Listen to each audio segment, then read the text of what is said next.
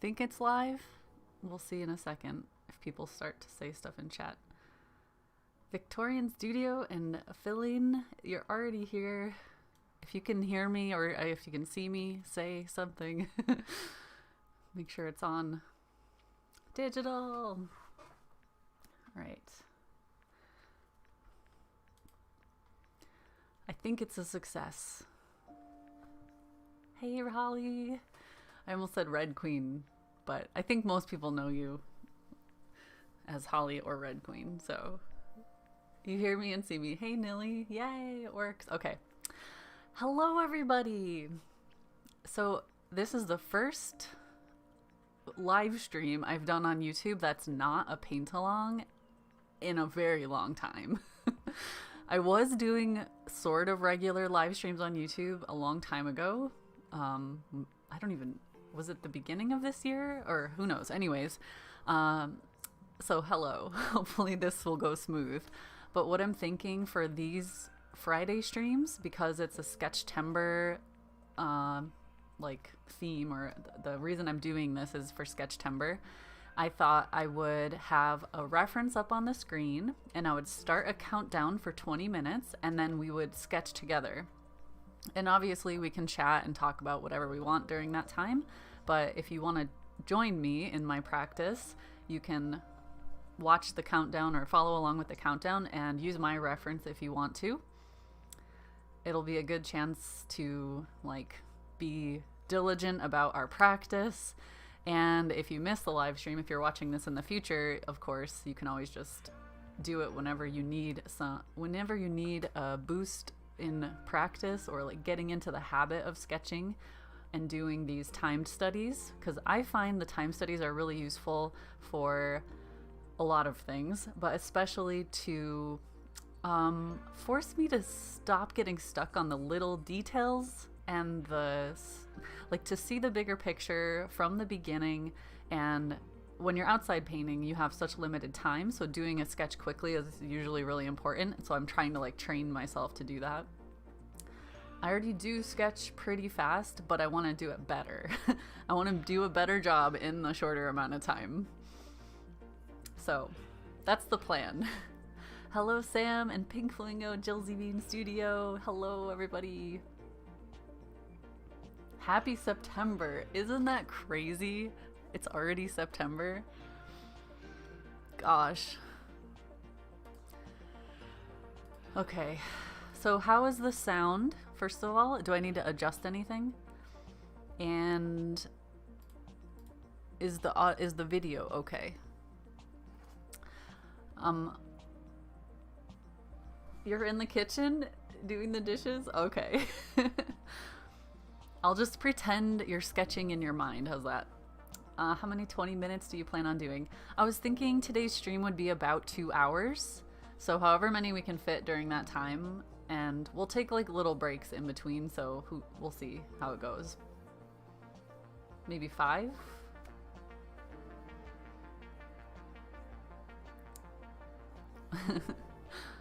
Yeah. Okay, good. Sounds good. It looks good. Okay. So what I'll do is I have a timer. Countdown. Oh. It should say end. So when the timer starts, it'll go like this. On the bottom right of the screen, you'll see this countdown. So look below, that's what it'll look like. But I'll stop it for now until we get ready, until we start. Pretend you're sketching. Feel free to join in at any point, or you can watch the replay if you want to just sketch along later.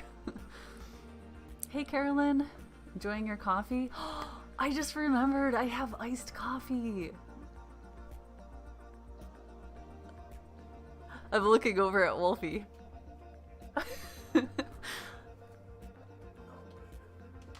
I got you a popsicle earlier, remember? The reference is, 1 second, right? There we go. So what we're gonna do is every 20 minutes I'll choose a new reference. I have the same ones down here on my iPad so I can see them.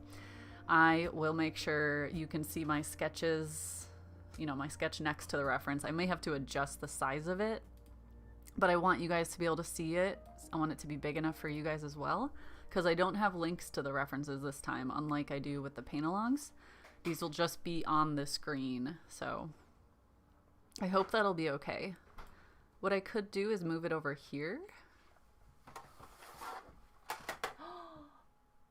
No ice? That's okay. I don't really need ice. Do we have ice? In the freezer in the shed. Oh. But it's cold enough straight out of the fridge. Thank you. So I could put my sketchbook over here if that's better. Yikes!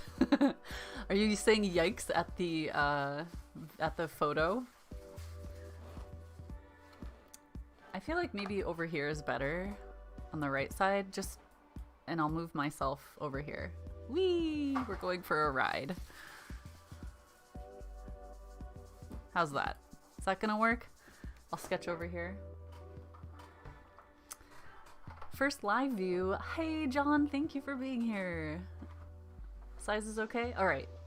And the other thing is I usually sketch so small. So today I have my giant sketchbook and I'm gonna try to sketch, each one is gonna be half of a page. So, oh my God, I forgot. I have all these like dried flowers in my sketchbook and they're just like scattered throughout the thing. And sometimes I'll do like, I tape them in and then I sketch next to them. But then on the other side of the page, it makes the page really bumpy. So it's a bad idea. We will jump ahead.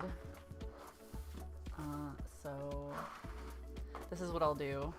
My plan is to have half of the page dedicated to each sketch, which will force me to think about it on a bigger scale, because a lot of times my sketches, it does depend on what I'm using when I'm sketching outside and stuff, but like this is like the general size of my normal sketches, and in general, through my, like in my art, I am trying to paint bigger and sketch bigger and draw bigger, because I got so stuck for so long doing such small things, like 4 by 6 inches even, like all the time, and I really want to take it up a notch.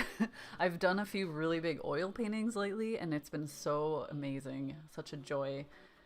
So anyways, it's definitely a mind shift, like going from small work to bigger work. So I'm like taking baby steps. You found a place nearby that kind of looks like this reference? Ooh, there probably is symmetry. Should go look again. Good shooting log. Set up some cans on there. Intimidating photo reference. So I've actually drawn this before and with colored pencils. I did a YouTube video about it, actually. You can go back and watch it. And I have painted it with watercolor. So I'm kind of familiar with this piece. And it's just the first one in my folder. So I'm just gonna go in order, I think. And I'll just, as I'm going, I'll talk about how I'm doing it, if that's helpful for you guys. But I just need like 2 more sips of coffee.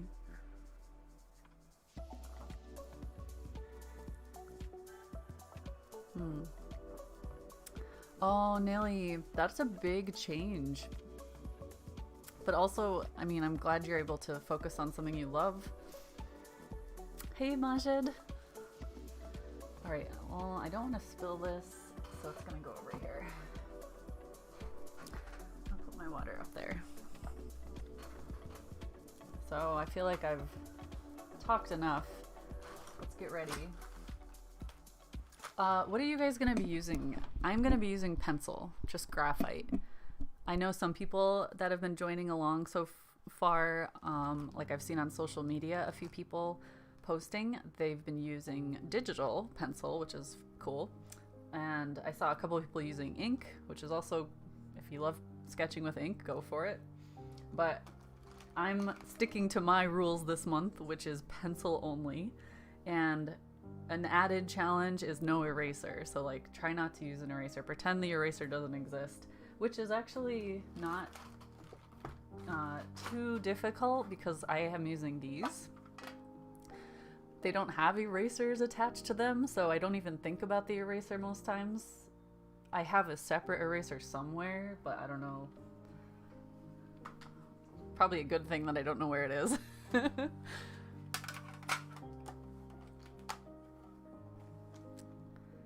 found the mini thumbnails helpful for yours. Like making mini thumbnails first. You need your eraser. Do you have a kneaded eraser? Don't shake your head at me. That was a good one. Alright, okay. Let's see. Let's watch the viewer count drop by half because of that joke. Hi, slave of hell. Okay, anyways. I have my sharpener. Well, there's my eraser. I'll put it way over to the side so I'm not tempted. So eraser, away, and I'm gonna choose my pencils. I'm gonna go with an HB. An HB is basically equivalent to a number 2 pencil. Sorry, my mic is squeaking. So yeah, this is kind of like a number 2 pencil. I usually use a mechanical pencil, but another thing I'm working on lately is so if you've watched any of my sketching videos before, I a lot of times use a mechanical pencil with blue lead, and it's like a 0.5 lead, so it's really tiny, and you can do some pretty cool stuff with them. But what I'm doing now is using the side of my pencil to achieve really, really thick lines when I want them, or fill in shading kind of like this, even without line work. So that's a totally different strategy for me. So that's why I'm using these ones. You can, if you sharpen them enough and you get a longer bit of lead at the end, you can turn it flat against the page and get like a thick, super, super thick line. So HB, and I have a 9B pencil, you guys. I've never have I used it? Looks like I've used it, but I don't remember. That's like insanely soft lead, super dark. Is it from this is this is my Derwent. It's not your pencils that I stole from you. Let's go with a 3. No. Yeah, a 3, an HB, a 3B, and a 9B, and we'll just kind of see how that goes.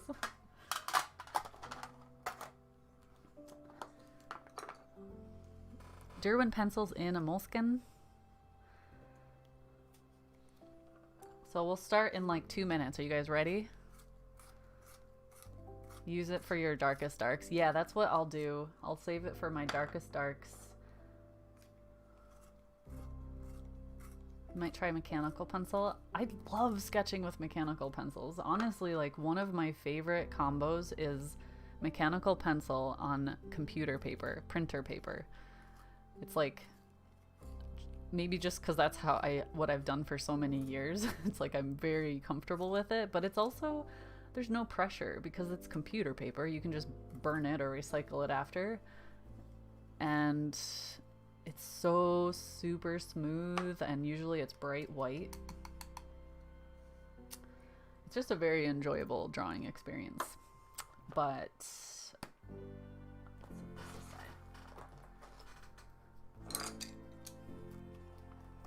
this is my giant A4 lecterm. Does anyone know how to pronounce that? I never know. Lecterm sketchbook.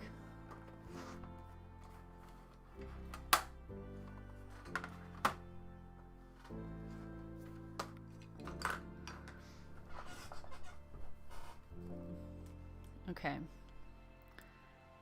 Let's see. if I'm only using half of the page, it's gonna be like that. My chair is squeaking and my mic is squeaking. So if you guys are joining in with me, I'll make sure I like look up and see chat every once in a while, but we're gonna get started. You ready? Give you 10 more seconds to prepare. It's Leuchtturm. Oh, okay. Wow, I definitely was mispronouncing it. It has really, really thick pages, which handle ink nicely. So I like it for lots of different things. But the paper is just luxuriously smooth. It's almost like just this almost velvety smooth. The pencils flow really nicely over it. We'll see how, I'll do a quick test just to see how dark these are. So that's HB, this is 3B, and this is 9B. The 3B and 9B are actually not too much different on this paper. It might be because there's not a lot of texture on this paper. It's like ultra smooth, and that might not reveal it as much. I'm not sure. I've used like an 8B on a textured surface and it was insanely dark. All right guys, let's get started. So round 1, here we go. Start. We have 20 minutes for the sketch. So what I'm gonna do is start off with my HB pencil, and I'll just draw in guidelines because I want to use half the page. So this is my window I'm allowed to work in. And I already have four lines. The first 4 lines of your drawing are your borders. So those have to be considered in the overall composition, right? You can't ignore them. They actually do play a role in your drawing. So within that, I'm actually going to use my, I don't like the HB, I'm going to use my 3B to start off. Because it's not dark enough. And what I usually do when I start mine, and this is the same if I'm outside and I'm painting from or drawing from life, I usually do little marks somewhere on the paper to represent certain things in the scene. So I look at what's going out of the edges of my page. So in this case, on the left side, that tree that's sweeping down and like going back up on the left, it kind of exits the page or the border in the middle-ish at an angle like that. So now I know that's kind of where it goes, and then it swoops down and it kind of has a arm supporting itself here. I'm basically just plotting out some of the major points of the tree that will help me draw the composition. So that's like the first thing I like to do, and then the trunk comes down into the ground here and kind of up. And if I want to draw all those branches, I would basically do a little plot point for every single branch I see that goes off of the edge of the paper. But it's kind of a lot, so I'm gonna minimize it for now into just like the main tree. And then once I kind of have the overall feel, I feel like my plot points are pretty good, I will just start my gesture. So in this case, the tree is coming up here, so I like to give it some like flow. So instead of sitting here like this and just moving my fingers, I actually like move my whole arm. So the flow of the tree comes up out of the ground like that, and then the main branch sweeps down here. And it's not like a perfect curve, but it does have that flow to it. So I'm gonna have it go down, and then it kind of straightens out, and then it scoops back up.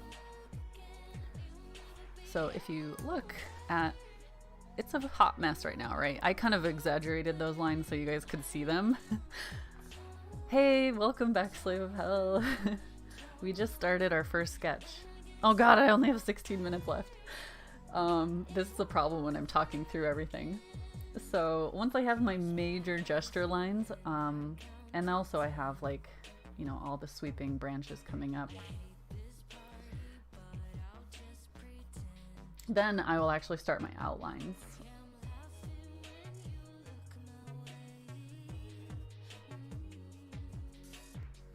I try to hold my pencil pretty loosely instead of like gripping it at the end and drawing like hard lines. I actually try to like keep it just lightly in my hand like this, and I just sometimes if I turn my hand over like that, I will just sweep it, like using my whole arm to make the movements.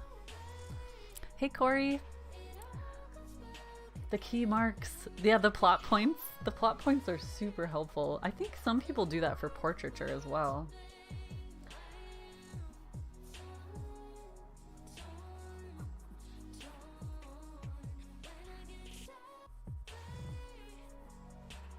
This is definitely a crazy reference, a crazy tree to draw, so I should have started with something a little more simple.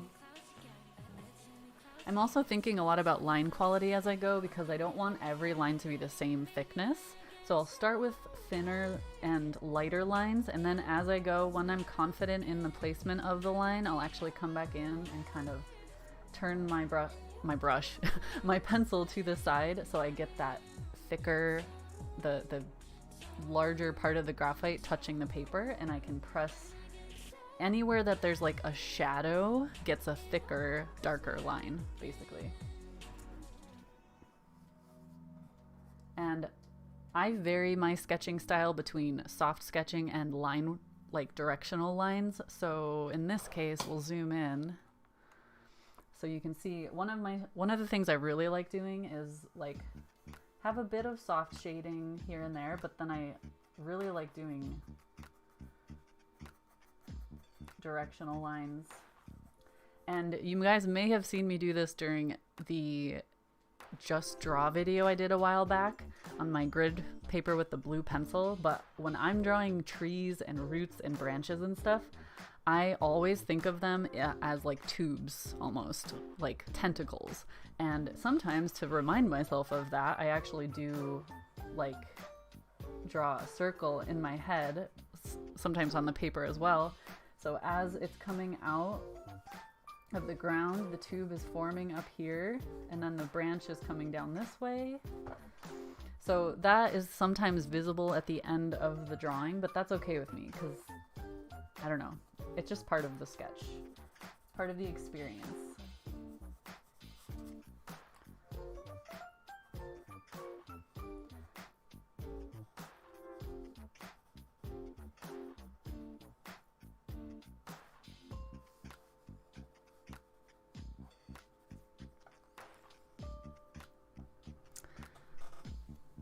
More crooked than the horizon. I started with the hardest tree in the entire pack of reference photos. You're welcome. It's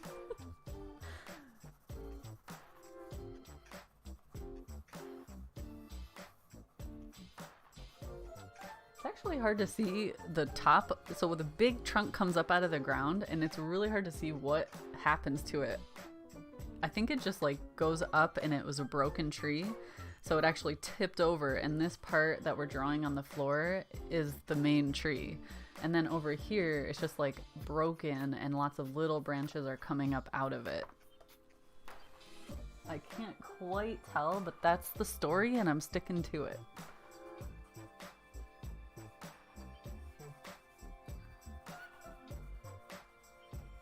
If we had like hours to draw this tree, we could spend more time plotting out the entire scene, but I've clearly chosen to hone in on this one area, so you know, well, I have 12 minutes left, so depending on how much I talk, I will not even get very far. Another thing I like to do, it depends on if the tree is front lit or backlit, or like what lighting I want to portray in the scene. But I like to do directional lines or soft shading in the background. So it might just be a matter of filling it in like this with really soft vertical lines, because what I like to do is, if it's a sketch, obviously, if we're doing like a nice rendered drawing, it's totally different. But in my sketches, I'll differentiate the planes of the scene by changing the line type. So in this case, the background elements will all be vertical lines for the most part, and maybe softer. And then the foreground lines will have all sorts of different directions to them, and like straight away the viewer will see that difference between foreground and background. But it's like obviously very minimized, and there's like no detail, or some detail, but not a lot of detail in the background. And any elements that I don't think are super important, but they play sort of a role in the composition, like, so instead of drawing every single line of this tree, I'll just shade around where I think the tree is, and it kind of is like a hint to the viewer that, okay, yeah, the tree goes up that direction, but it's not what we're focusing on here.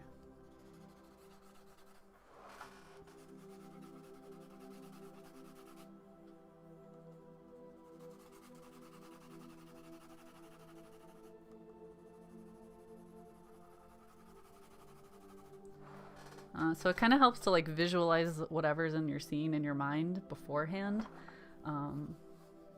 which you may or may not have practice doing.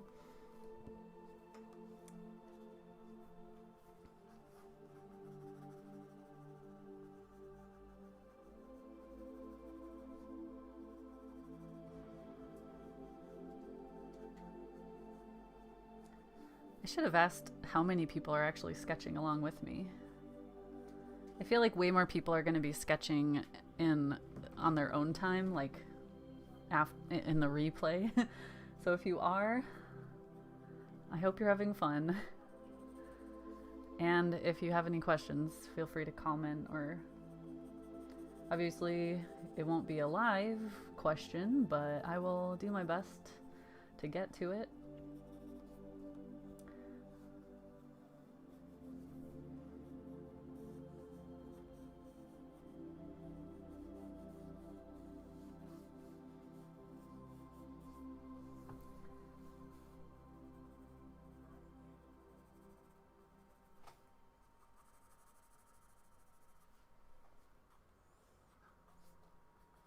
Cross-hatching is also a really useful tool. It depends on your style, I guess, but I really like it for just quickly darkening an area. Your eraser for highlights. Oh, that's a really good point. Yeah, you can use your eraser, like instead of drawing around this area, I could have come back in and just erased some of that softness, and that would have been my highlight.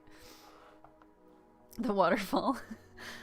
Your mechanical pencil.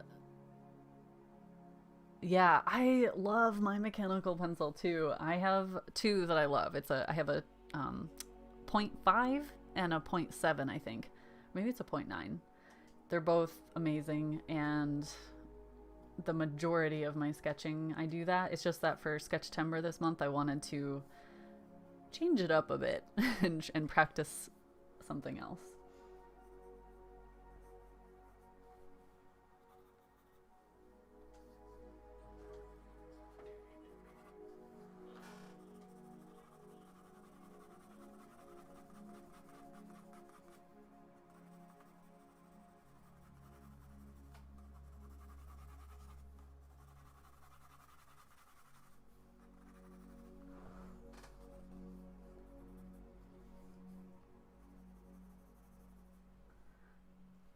I bet, well, some of the other scenes are more of like a forest. I feel like this drawing it's fine to just focus on the actual tree instead of the whole forest, but there's some other references we're going to have that are actually more about the forest, and we can talk about different strategies for that later.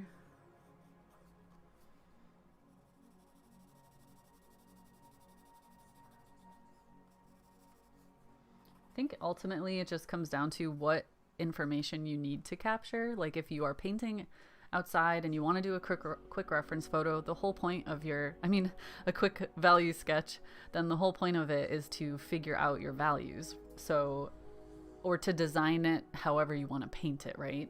So in this case, when I'm sketching this, I'm thinking if I was actually painting this scene, what would I want to do? What would I want to capture? And that helps me figure out where I put my shadows and highlights and how true to the scene I'm actually going to be.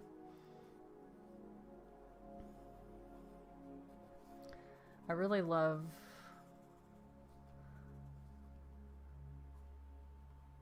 putting like my own twist on it. And a lot of times you have to make those creative decisions out in the field because you don't have time to paint exactly what you see, or the light's changing so much that you have to like make that split-second decision and just go with it, and then just know that the sun is probably gonna move.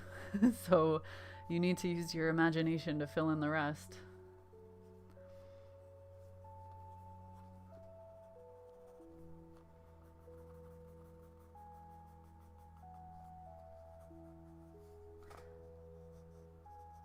All sorts of like moss.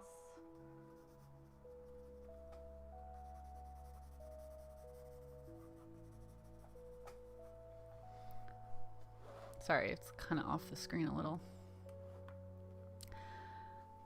It's a crazy mess, but it's fun. This definitely would have helped me if I was getting ready to paint. This already would have been a useful tool.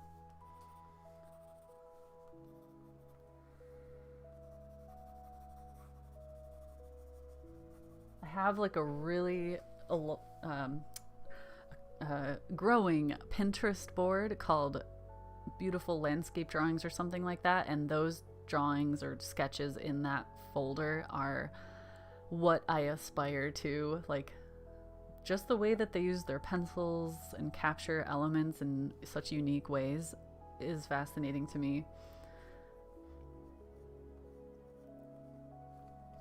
Oh my gosh, 4 minutes, you guys. Okay, so where are we at? I don't really have a lot of darks yet, so I guess I could do that now. Wow, that truck just like reflected so much light back at me. I'm blind. You're actually sketching, which I usually don't like to do. Gray Strathmore paper. Ooh, Carolyn, that's a great idea. I'm gonna do that next week. Next week for the stream, I'll do toned paper or gray paper. That'll be my way of leveling up next week. Also, hey cats. Sorry if I missed your chat. I'm trying to keep up as I draw.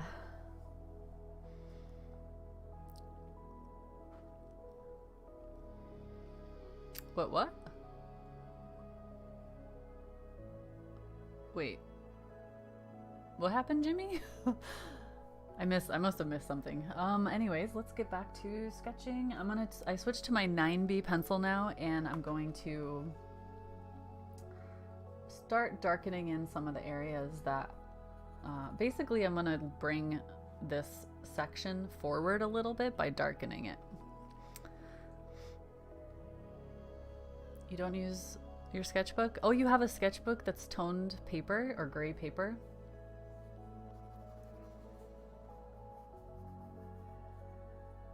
Wow, this pencil is like, the lead is so incredibly soft. Like, I barely have to press and I'm getting a really dark line.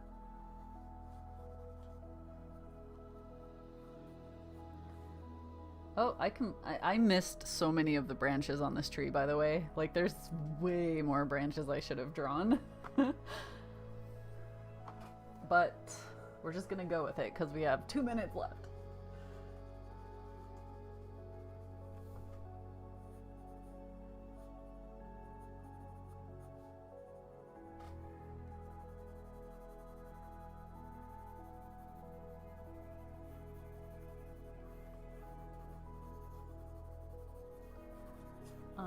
I didn't really do anything to draw the moss. Like I didn't give it any texture, or there's a lot of moss on the tree.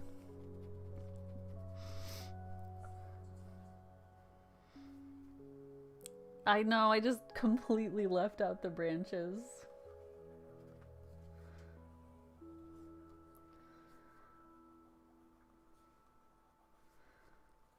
Can kind of give some of the hints of the moss and stuff with just little like shadow marks, but it's difficult to do that without spending way more time rendering that texture difference. Like the tree itself is a little bit darker than, well, it's a lot darker than the moss, so having a little more shadow underneath like this might help.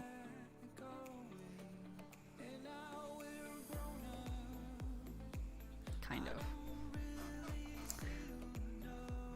So you can see, like, if I leave some of the top of the branch a little bit lighter, it kind of hints that it's gonna, that it's a different material, I guess you'd say. But yeah, definitely could have done a better job on that. Yeah, you can always watch the replay if you feel like joining in and sketching later.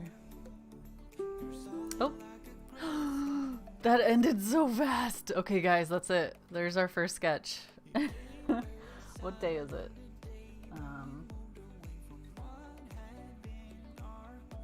Number 1. All right, take your sip your coffee. Perhaps you can stretch if you need to, but I'm gonna bring up the next reference, show you what we're gonna go to next. Oops.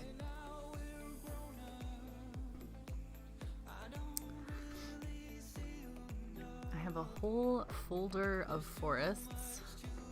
Oh, I already used those. I want to make sure I don't give you guys one that we already used as a reference.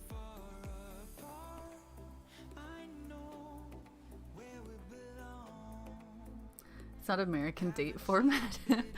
Oh gosh, Slave, I switch between my date formats so often. Like my sketchbooks have both dates in them. It's not good. Here it is. Whoa, that's weird. Why is the bottom half or bottom part of this photo grayscale and the top is normal?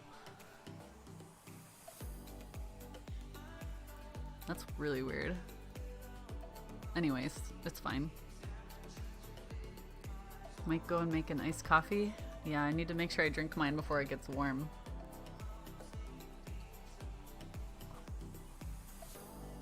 American date confuses you so much. Oh my god. I'm stuck in the middle. Like, it's so awful. Whenever I talk to my family back in the US or deal with any, like my American bank account or taxes or whatever, it's that format. And then here, the dates and the calendars, everything is different. And I get so confused so often. I have to check constantly if I'm looking at the right date.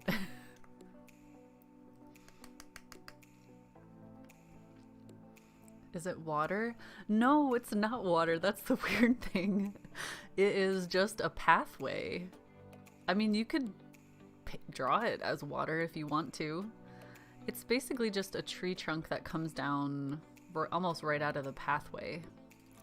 Should I change it? Is it too confusing? I don't want to make it more difficult than it needs to be.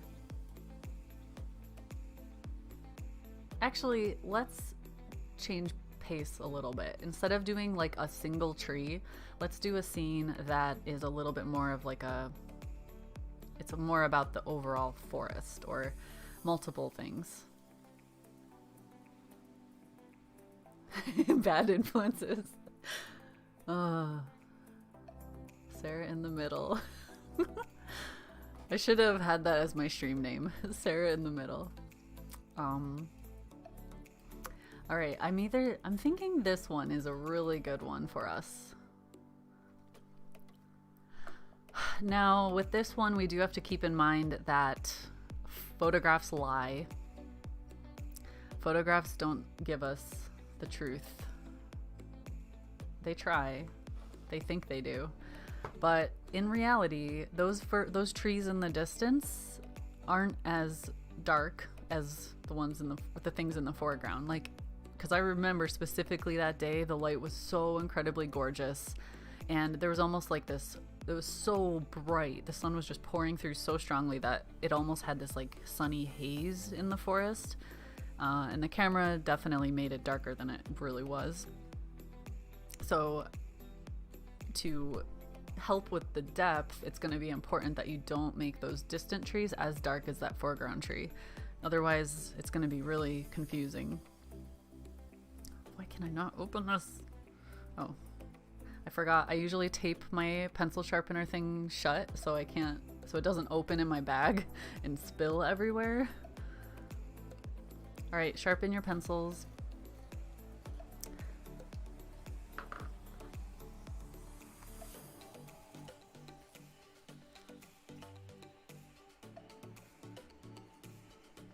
Excuse me. I was pretty happy with the 3B pencil. I think I'll stick with that one, and then do the 9B for the darks.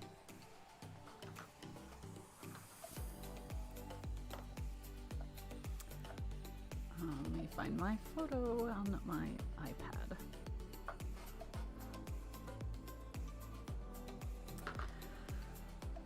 You guys ready for the next one?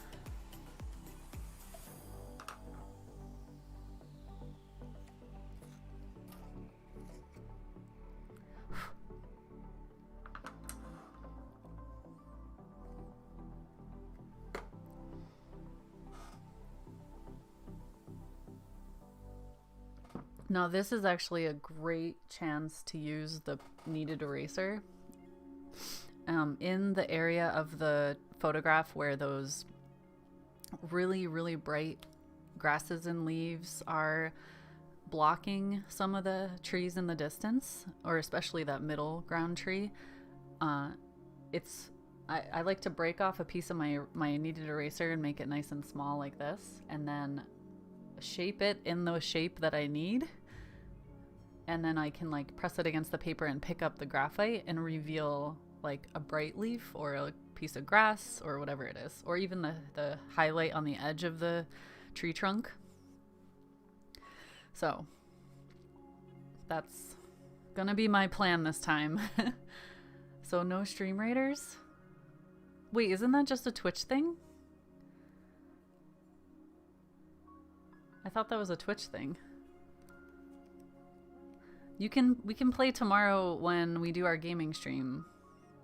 Don't forget, tomorrow's the gaming stream. If you want to join in, we're going to be gaming random games tomorrow night on Twitch, Wolfie and I. And it'll be strange. That's all I'm going to say. We'll figure it out as we go. Okay, so let's get the timer on.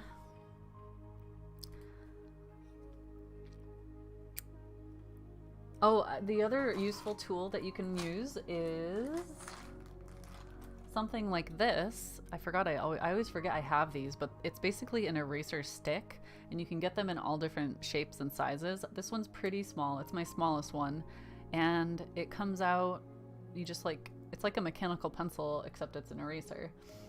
So it's refillable, and you can use that to get really fine eraser marks and highlights and stuff. I also have one that's supposed to be the shape of a pencil, but this one ran out ages ago, and I don't know how to find the refills because actually this one still has the name on it. It's a Papermate Tough Stuff eraser stick, and there's a little bit left in this one, but when I press on it, it like goes inside again, so it's clearly at the end of its life. So The mono, yeah. So that's a good one to use. Maybe we'll keep that to the side. I think that's that's it. Those are refills for my mechanical pencil. All right. Anyways, we're gonna start. Ready, go. Oh gosh, it started. Let's do this. Wait, okay. I was like, am I doing this the right shape? There's my box. So, plot points. Wait, why am I looking up there? I can look at my iPad. Halfway, the foreground grass is kind of like a little hill like that. Plot points for this big tree. This middle ground tree. Sometimes what I also do in if my reference or what I'm looking at in person, if it feels like the tree placement or sizes or shapes or anything is too repetitive and it will make a boring composition, I will adjust it. So I'll make them a little bit more interesting or spread them out a bit or put them closer together, whatever I need to make it work. As Tim would say, make it work.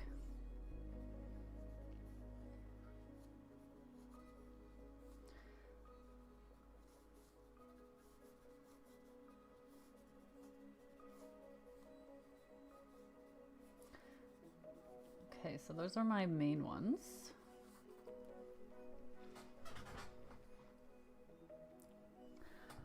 In a scene like this, what I usually do is squint my eyes and I try to find my middle ground. So I can obviously see my highlights and I can see my darkest darks.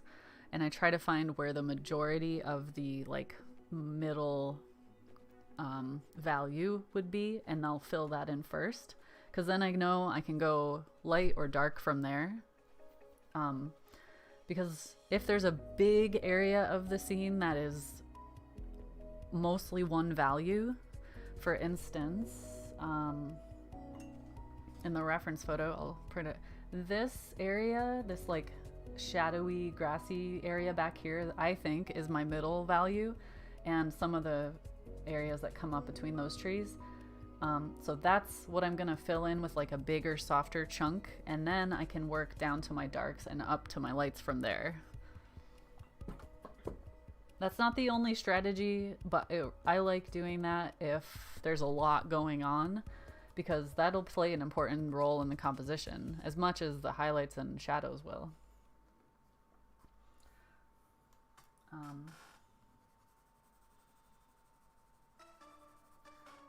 I am going to use directional lines for my grass and stuff there because it'll just help the viewer see that it's grass. So I'll do like little vertical chunks of grass in that middle area. Just kind of varying them and moving them around, overlapping them.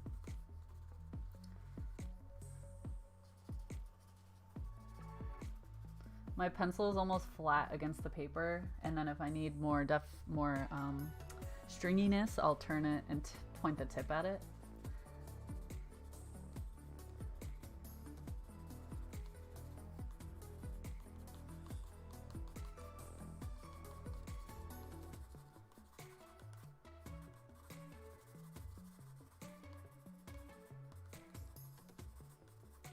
I just don't want too much repetition in size and placement. I don't want like, I mean, you could do stylize it however you want, but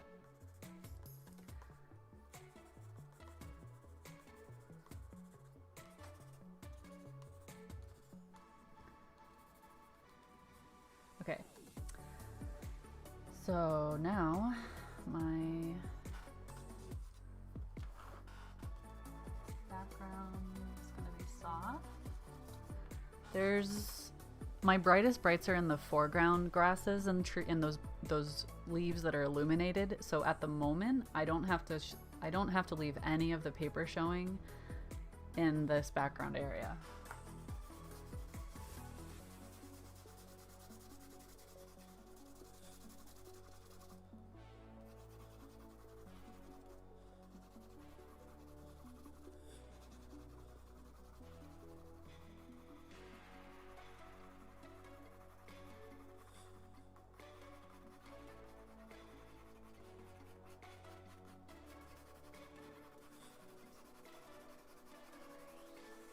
so I'm just getting a really soft fill, which shows me that my middle ground needs to be a little bit darker to stand out.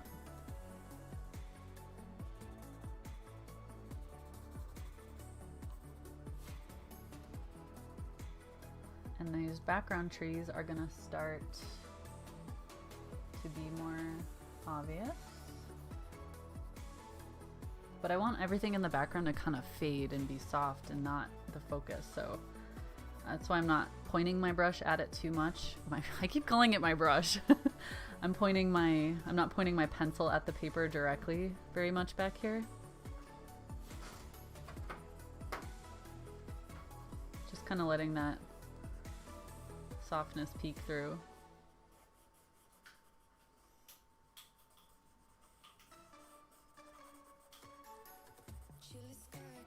I would love to watch you guys sketch. Like, I really enjoy seeing all the different strategies that people have for sketching, because everyone's different. You guys, I'm telling you what I'm doing in case it's helpful, and maybe someone watching in the future would like to hear that, but there's so many other ways to do it. And I think watching artists sketch is one of my all-time favorite things. If you guys know any streamers who sketch a lot, please tell me their name. I want to go watch them. Asher East, she does a lot of sketching and drawing on stream, and I love her streams. Or yeah, Asher East. I think that's her name on YouTube as well. Definitely on Twitch.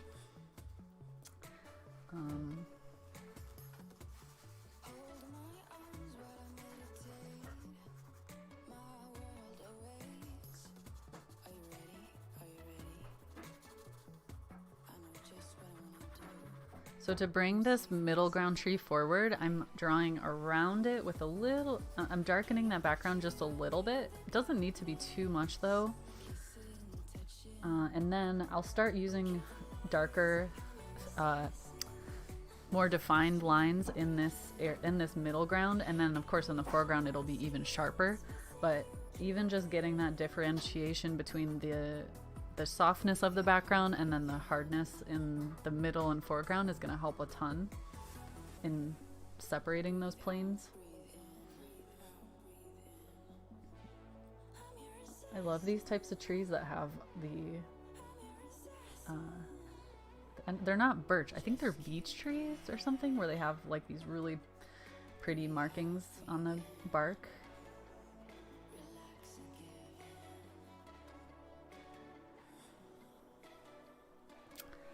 A Discord sketch party. That's actually a real, oh my gosh, we should do that. On Discord, is it possible for everyone to share their screen or their camera? I've never done it. I've only done like where I'm streaming something and everyone's watching.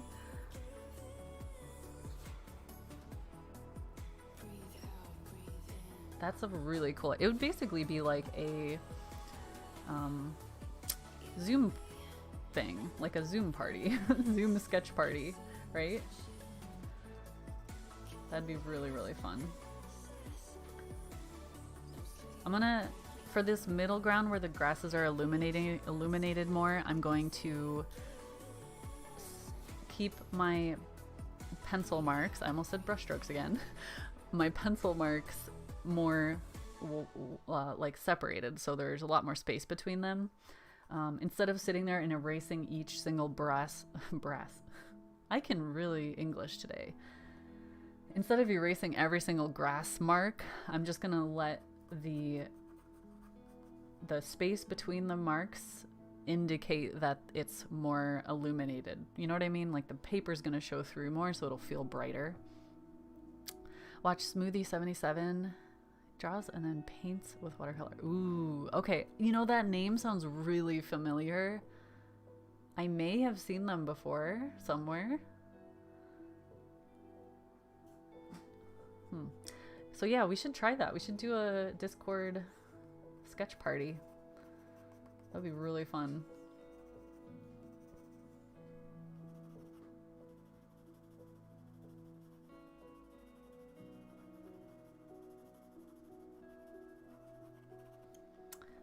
9B pencil time because I'm going to lay in this foreground tree, which is going to be the darkest dark.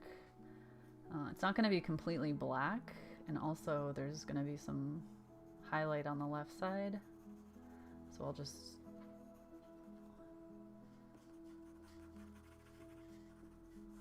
make sure I don't go too dark there.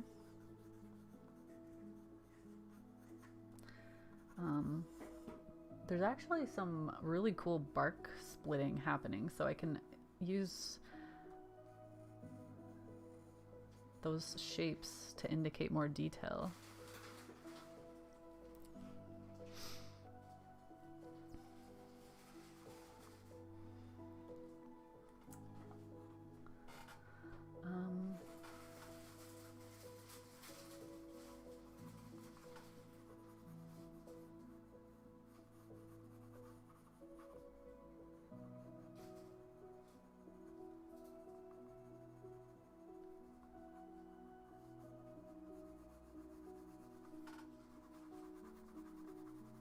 Definitely using more cross-hatching on this tree to make it look much darker and also to, again, differentiate it from the background.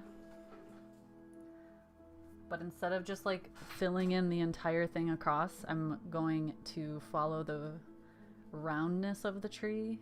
You know what I mean?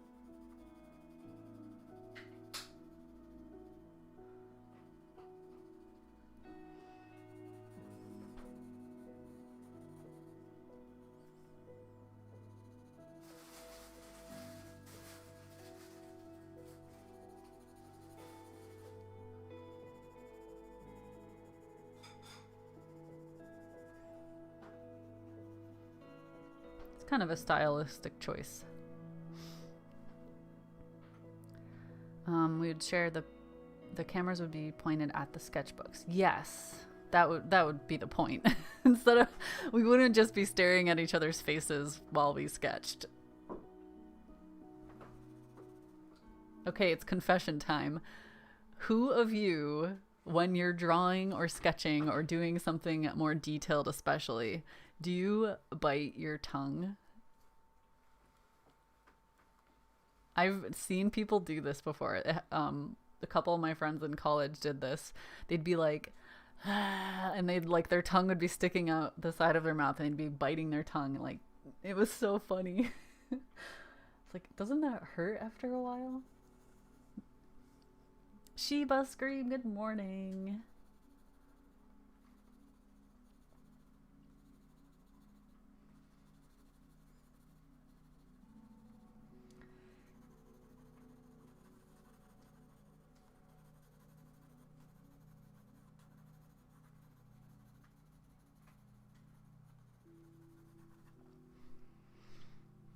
And you hold your breath too? Oh my god.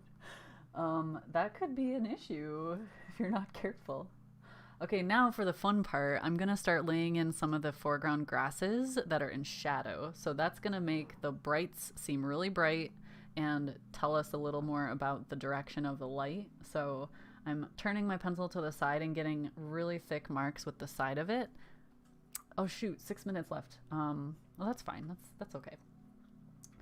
And I'm gonna use like quick motions like this.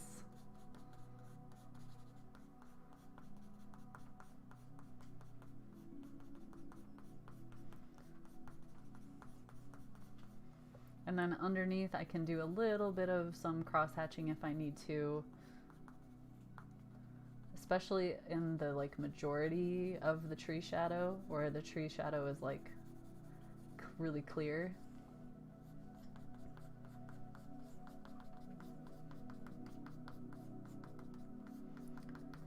This is what I would do if I'm outside sketching, because it would remind me, okay, the foreground brush strokes for those grasses need to be much more bold, because when compared to the distant elements, you want them to be clear, you want to know that it's thick grasses and ferns and all of that fun stuff. So the scale of it would be emphasized to remind me that I make sure I like do that in my painting, you know what I mean?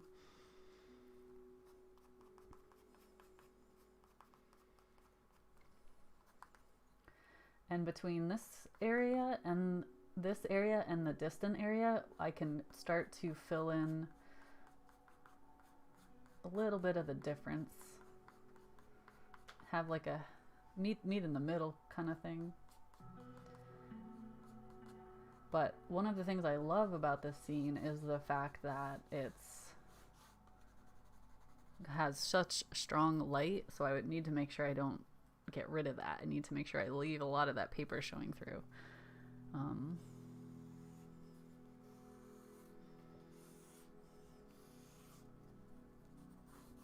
There. It's like starting to lose my edges. You'll hold it for the detail area. I mean, I've definitely done that with painting detailed stuff. That's always a concern. Okay, now make sure this is filled in a little.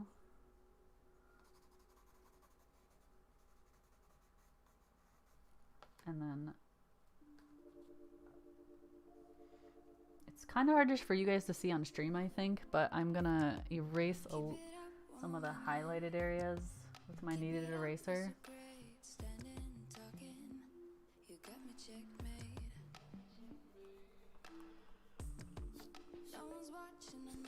Actually, I can make that a little bit darker.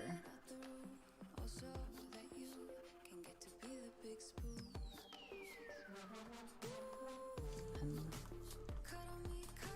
just like erase some of the chunkiness. The pencil strokes. Oh my gosh, you can hear the pencil strokes that much? Dang, this I'm amazed you can't. Can you hear like every single one of my breaths? Does that sound weird? He just looked at me like, what language are you speaking? Listen, buddy. You try arting and talking at the same time.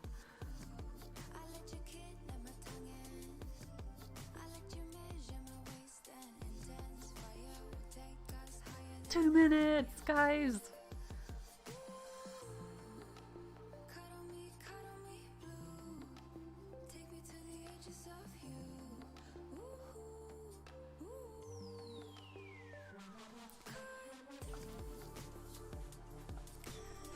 Also, I just realized perhaps it's a little glary, like if I don't tilt it up slightly, you can't quite see the full values. Hope it's not too reflective though.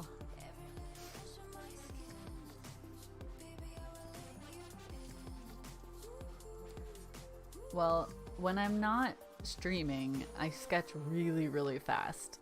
And this is actually good for me because I'm trying to slow down my process a little and be more observant. So streaming while I'm doing this and talking through everything is actually helping me, even though I probably don't make sense sometimes.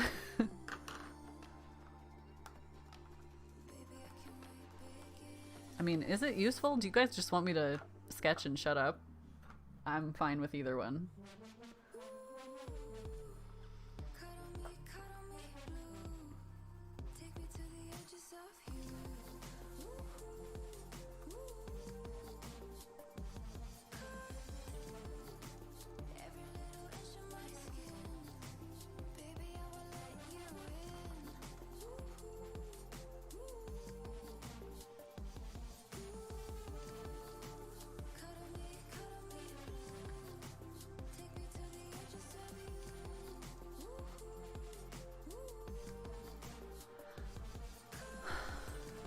Don't shut up.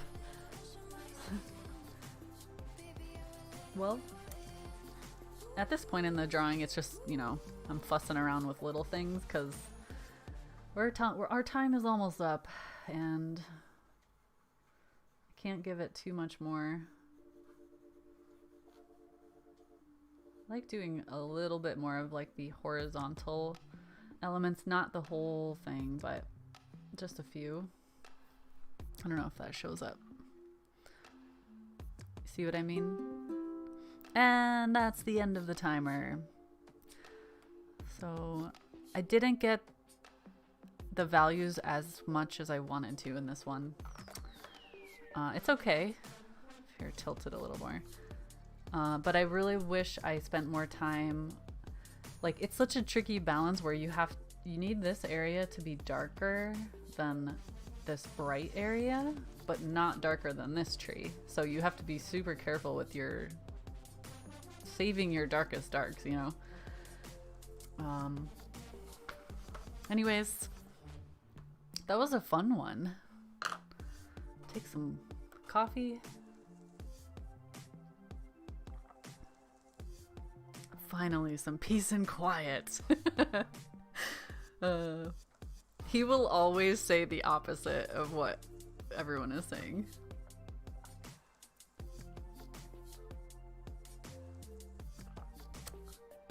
You like the way architects draw? Carolyn, that actually has influenced me a lot in my... obviously, I'm not an architect, and I don't think I draw like one, but back in the day when I was studying design and then I worked at the 2 different architecture firms, I would watch them sketch all the time, and I'm like, it was mesmerizing, first of all, but they do have like a very specific way of approaching it, and they especially pay really close attention to line quality, the thickness of the line, the direction of their pencil, and everything like that. And I always looked up to them so much for that. Just like getting the gesture of the line, the thickness of the line. They could say so much with a single line. You were also a designer? Oh yeah, I think we talked about this, Shiva. Okay, so sharpen your pencils, guys. We're gonna switch to the next photo.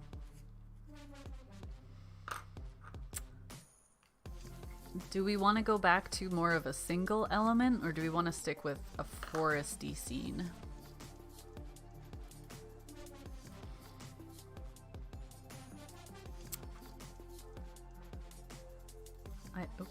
I have all sorts of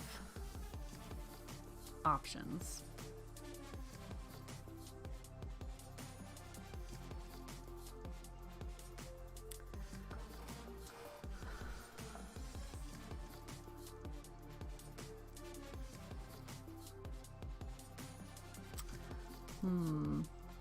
I guess we could go to a single element. Well, we can just switch it up.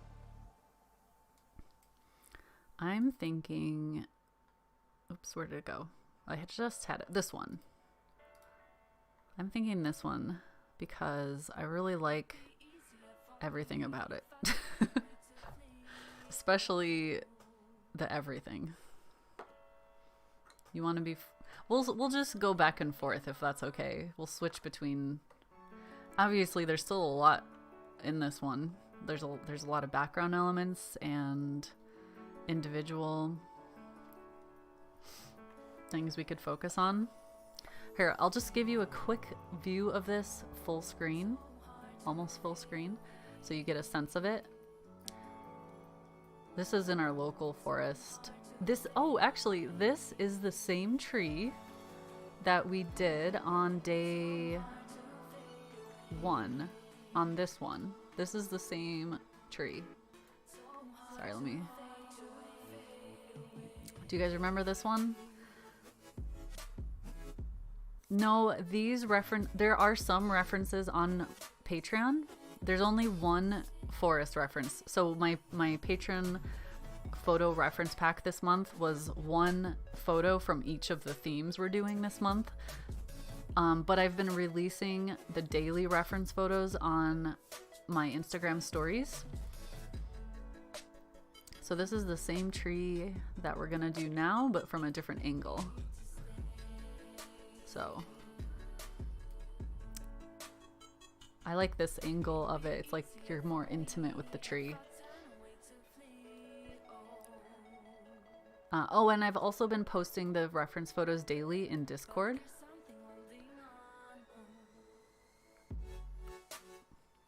There. So, get your pencils. Get your paper.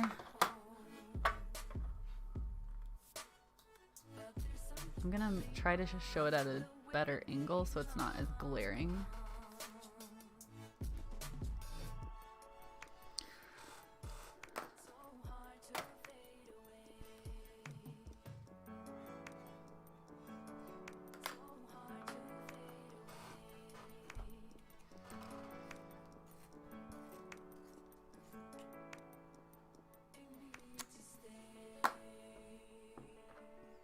And we're gonna go. Check Discord. Okay, yeah, that sounds good. There's been a lot of people sharing their progress as well, which is super fun.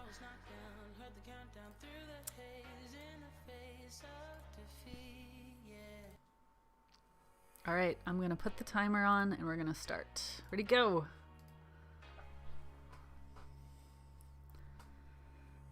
$3B to start. Oh wait, I didn't put the photo on my screen. Ah! I'm losing precious time. Okay.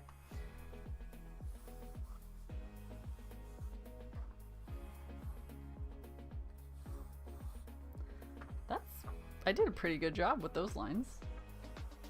I'm so bad at straight lines. All right, let's plot it out. So the tree comes up out of the ground just at the edge of the... We have like a little open area here. It's pretty wide. The tree is pretty wide. So if this is halfway across the paint, across the drawing, the base of the tree is like about there. So we'll come up here. If this is halfway from the top to the bottom, the tree, the branch, the main branch comes out of the trunk just a little bit above that. So about there. And the angle, so if you want to find an accurate angle of something, you hold your pencil in front of your reference photo until it matches the angle. And then you keep your arm straight and you like put your pencil down on your paper and then you know your angle is accurate. I hope that made sense. That's a really good trick for doing perspective with like cities and buildings and stuff too.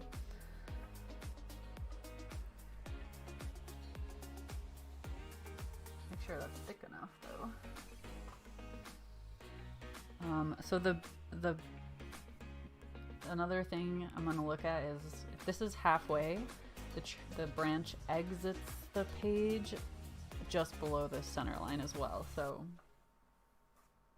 about here.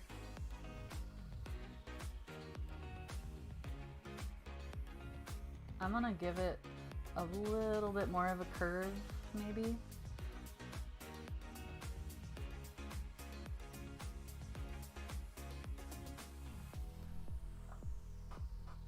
You do that, but it never works for you. It might be because you're somehow turning your wrist or turning your arm when you put it to your paper.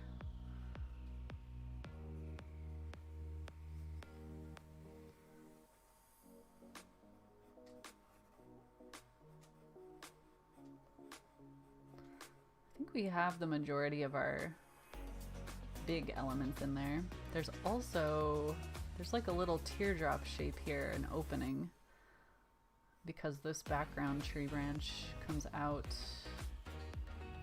and then goes up.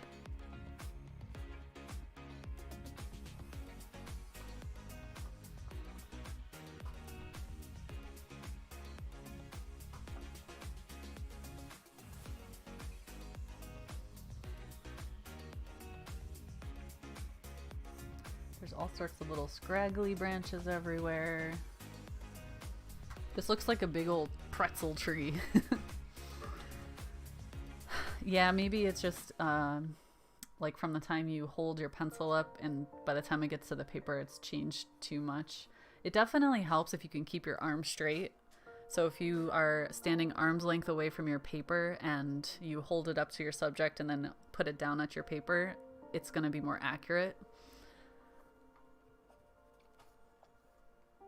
But like the more you do that, especially if you do it like practice daily, week after week, month after month, it becomes such a, you like train your brain to see those angles and you don't even have to do that anymore. You can just like draw it accurately or you see it in your mind's eye.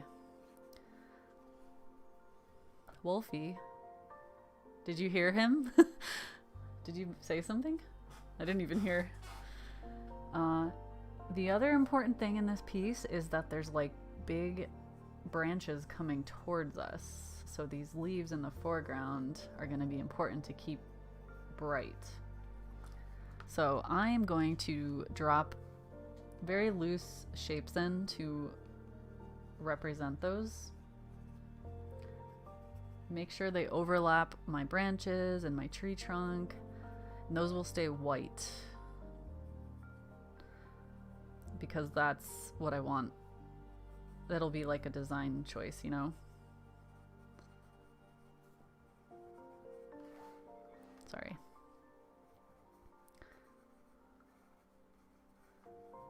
So I'll be drawing around all of these things. And yeah, then we're just gonna start sketching. All right, I'm gonna get up close and personal with this. The photos are posted in Discord. These ones are not. If you read the Discord thing I said, I'm only sharing these reference photos today on the stream, so you'll have to use the replay or draw with me now.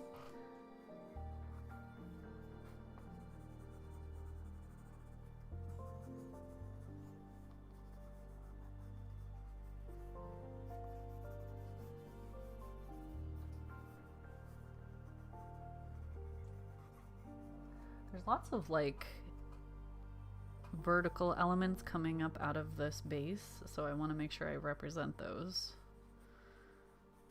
Don't forget them.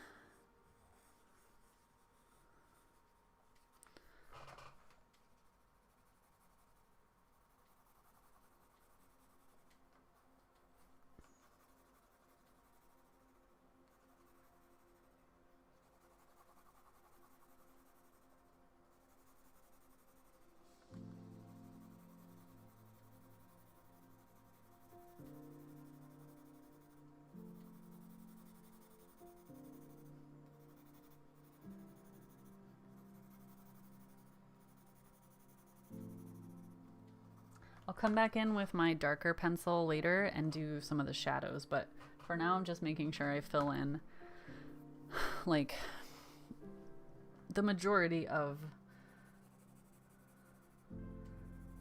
this, because to me one of the important design elements I've decided to do is make these leaves in the foreground blank. So I want to make sure I draw around them properly.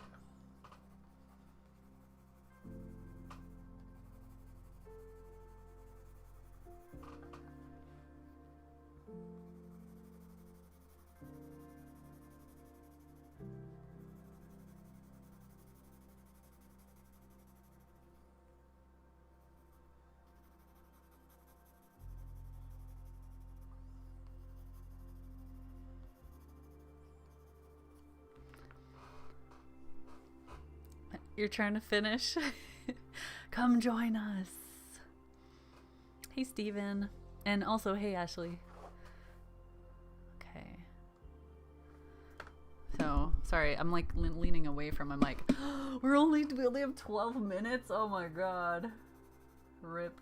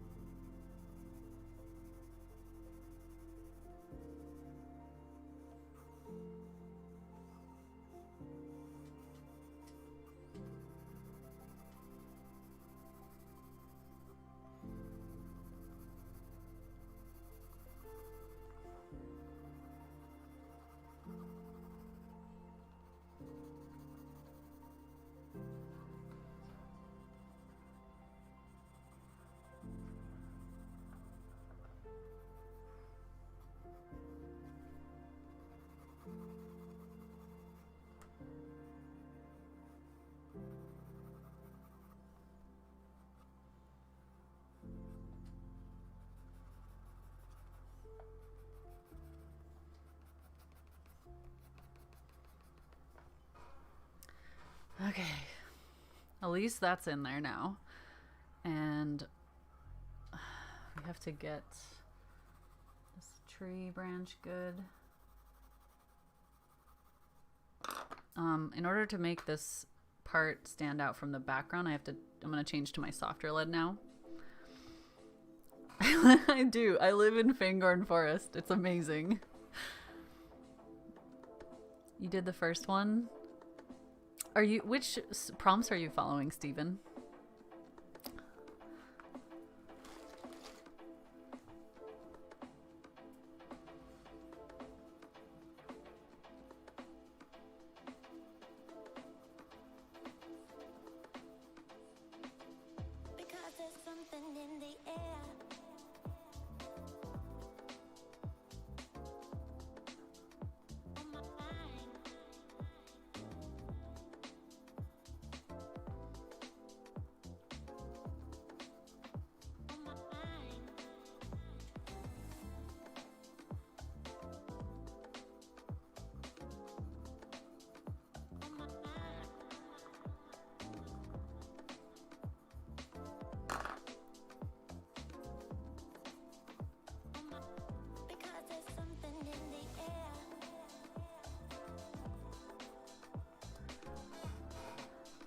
Oh, you're following mine? You're listening to Lord of the Rings music? Yes. I would if I wouldn't get banned. If I would be listening to that if I knew YouTube wouldn't delete my stream.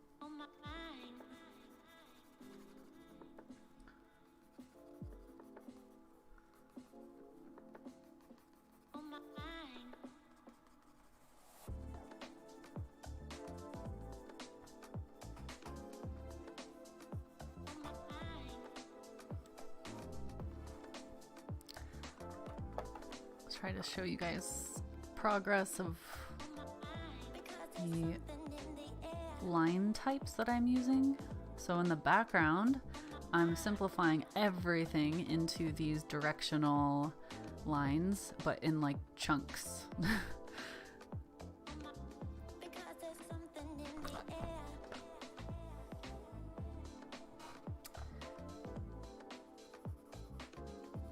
Oops. I will erase because I think it's okay to erase once per sketch.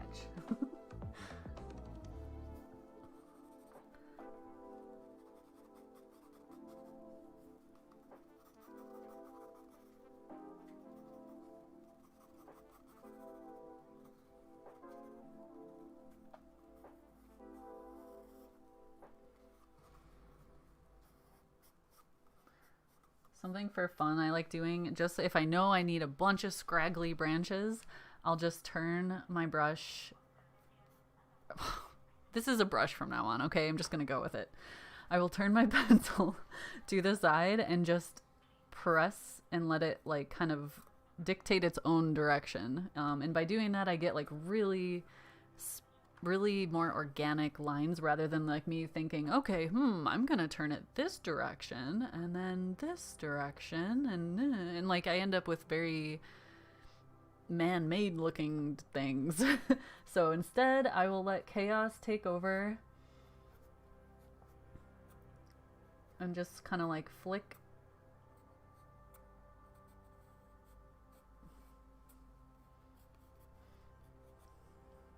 like that.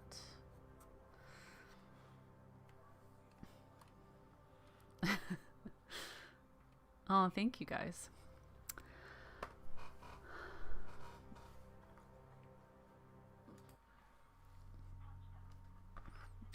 Colored pencils. Wait. Erasable colored pencils or charcoal pencils? Charcoals are messy. Yeah, definitely.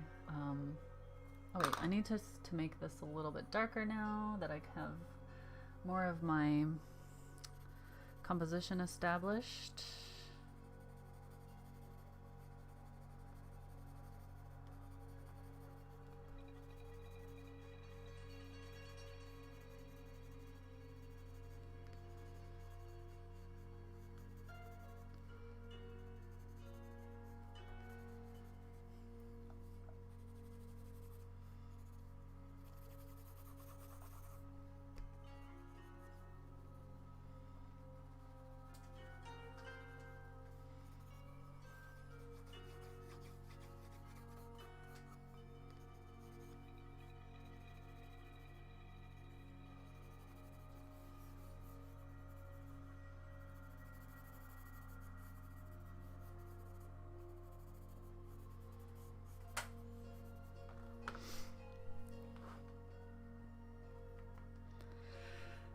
Uh,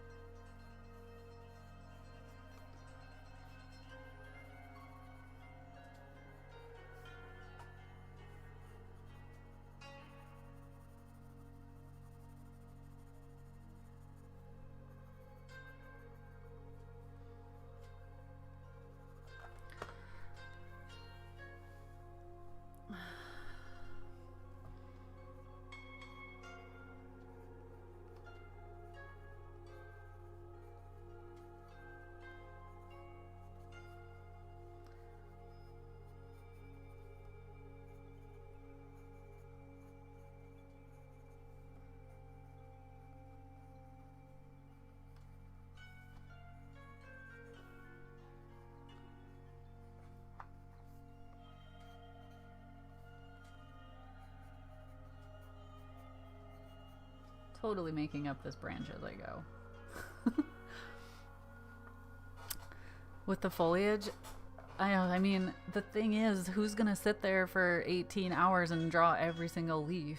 Like, you need to have a strategy to portray chunks of leaves or foliage, and a lot of times negative space helps with that, or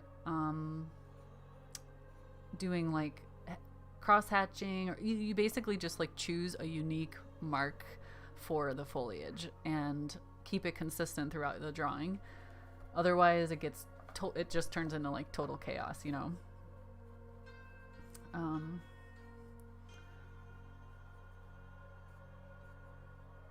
We should look at a couple examples of sketches of landscape sketches together and kind of talk about what makes them successful, maybe. I like doing that on my own a lot. I often will critique, like find stuff I love and then just like try to critique it, and break it down and figure out why I like it and what they did that was successful that I can try to learn from, basically, and make my own sketches better.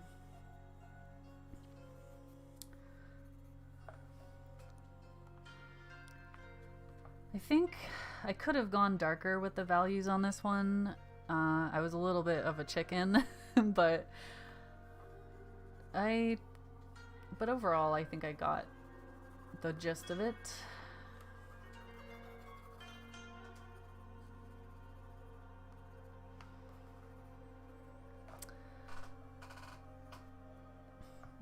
You chose the highly artistic option of random squiggles. Yes. I mean, mine is just blank space, so yeah. I always try to go back to the idea that well, for me, the reason I sketch and draw is to do the value study before the painting. Like, I'm not a graphite artist, I would say. I don't draw things to sell them. So my sketches and drawings are purely for learning, and it's like a practice run before a painting. So for me, capturing certain things, every single line I do or every single choice I make is I'm thinking about the painting next. Like, how is this going to help me when I sit down to paint it? Which I guess is totally different. So if you, someone out there watching or drawing along, is a graphite artist, you have to make very different decisions, and you'll be using different techniques because you're looking to make a like fully rendered piece. What you said about architects? Oh no. Oh gosh. Oh, that's the end of our time, guys. That was a fun one.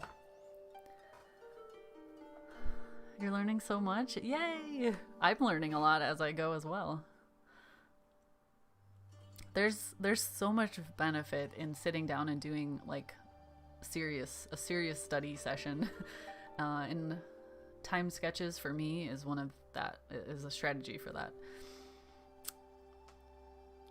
Oh man, Carolyn, I totally understand if you have to go deal with that. That's not good.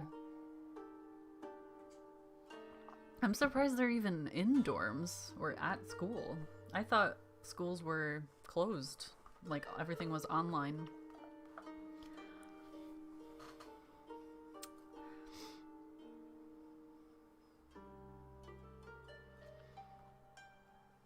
Should we look at a few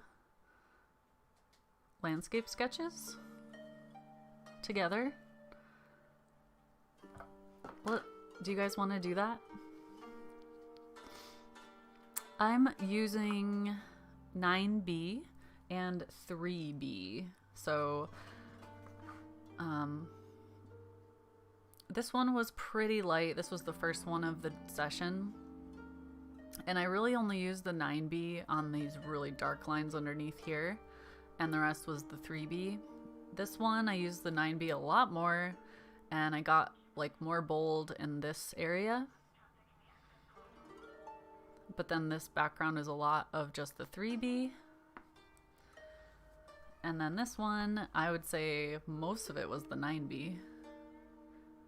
But I could have gone way darker. Definitely.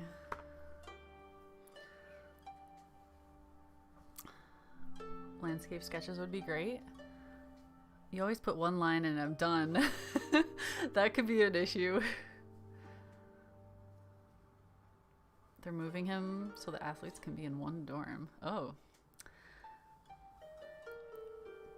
Thanks, guys. Let's just do like a 5-minute little session looking at a couple examples. Because I think it's very valuable to do that. And oh, I have to open my stream capture, my iPad software.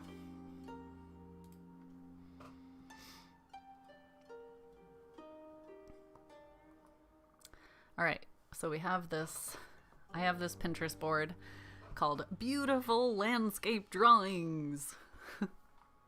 Oops, sorry. Let's just go through a couple. I know it's not, can't see everything very well, but a lot of these I've chosen because they do things that I want to be able to do better. And I think a lot of what I admire is use of negative space. So that's something I focus on all the time. I'm constantly thinking about how can I use negative space creatively to portray what I'm going for. And even though we know pine trees have very, very, very dark pine needles, look at how much negative space they left in that upper area. And there's so many different examples on here, but oops, let's not open the website. This is another example. Like the foreground pines are all white. The backgrounds are silhouetted a little bit, which shows the shape of them, so you get an idea of what tree it is. But so much of these lines are just negative space, or so much of the foliage or the pine needles are negative space, which I think is brilliant. And they even left, you know, the bark underneath the trees are going to be darker because they're going to be in shadow, but even on some of their areas, they left it as white or like really light bark. I love that. Let's see. Let's go back. Again, another great example of negative space. Even though we know tree bark is darker than the sky, look at this, how they utilized negative space in that tree bark. It's the same as the sky. It's bright white. There's like, you know, it's a stylized choice, but it's so strong. It makes you realize there's bright light shining on that tree, and those dark shadows are being cast off the tree branches. And it's just so successful. There's other strategies you can use. Like these are very stylized, obviously. A very creative use of line, lots of scratches, lots of eraser marks, and really pushing those dark values. Again, this wouldn't be possible without negative space. Like those trees are pure white almost, but there's all those scratches and all those lines. Let's go back. This one I love because this one appeals to me because it's already the kind of lines I like doing. I love directional lines so much, and it's not even cross-hatching. It's literally, they're just showing you depth by darkening or lightening their stroke, but the direction of the line is showing what the form is doing. So like if the tree branch is growing up to the left, the lines go up to the left. If the reflection is coming softly towards us, the whole entire reflection is facing us. It's like all the lines are vertical, they're all coming towards us, but the tree itself, it's showing which way the branches are going, which way the leaves are facing, and like I love that choice. And I think this was one of the first ones I saw where I was like, oh, other people do this, but they do it so much better, and like I really want to get better at that.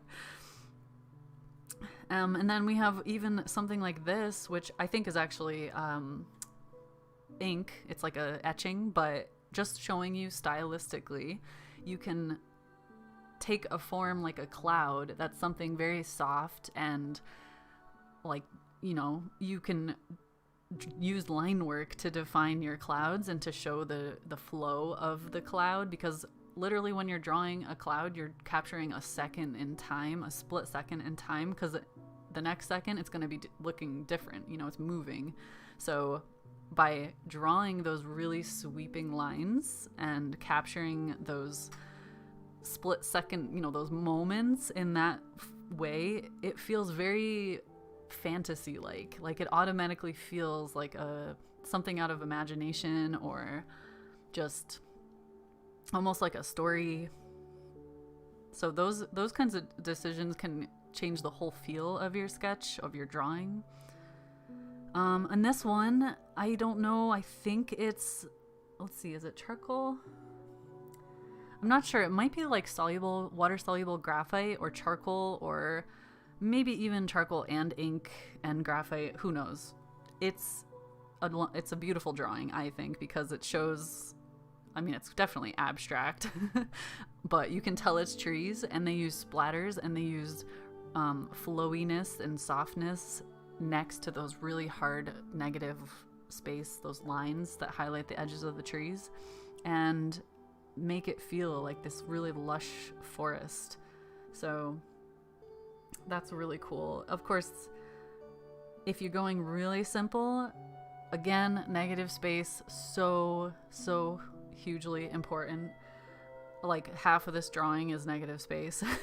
They have very minimal line work, or even very minimal marks to represent this like really complex scene. And especially with their darks, they like did a really good job placing those, because they concentrated it right near that structure. Yeah, let's see. This is also kind of like that directional line thing where they use like chunky lines in the in the shadowy area underneath the plants, it's not really nothing is super well defined, but you can see what it is. Like, you can see the leaves, the directions the leaves are facing, you can see the shadows and the highlights, and it's a combination of like a little bit of line work, but also mostly the big chunky directional lines. Oh gosh, go back. What else? Oh, I love this one. It's so simple. It's almost like 2D, but you can see depth in it. It reminds me of like a graphite version of a 2D illustration almost. I don't know. It's so fascinating to me because they do line work and the chunky directional lines. But I think it's just their placement of those heavy vertical lines that separate those soft areas that I'm really fascinated by. And again, it's a very messy, easy looking drawing, but it has so much information. I love that. I hope I can someday do that. Like, being able to do my forms in a very quick way, or it's quick and simple for me, but it still represents a complex subject, like a block print. Yeah, it kind of has that block print feel. So those are some of mine. There's like, I have way more in there, but that's a few of them that I like to look at once in a while just to get inspired. And also I just like looking at different ways people sketch because it opens my mind up to all the different possibilities.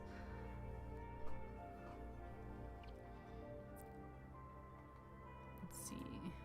Let's find our next reference.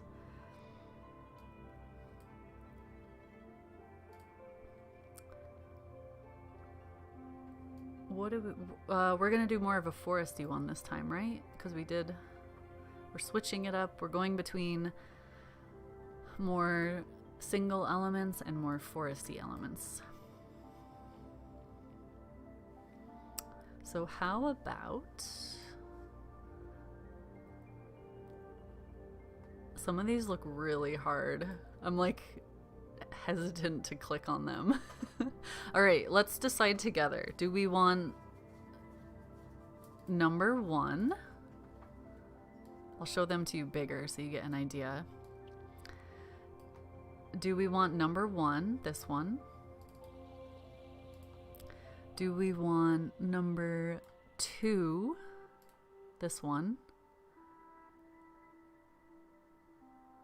Or do we want number 3? Type in chat, even if you're not drawing. Do we want number 3? Which one? I like the idea of a pathway through the forest for this one, so that's why they all have that.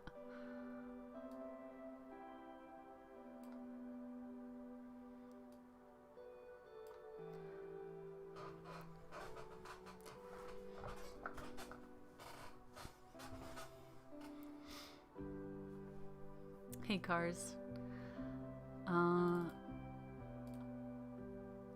What did I say number 1 was? This was number 1.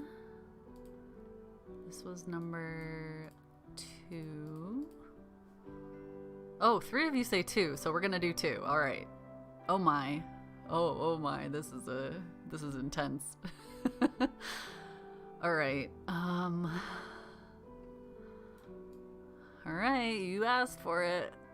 Let's do it.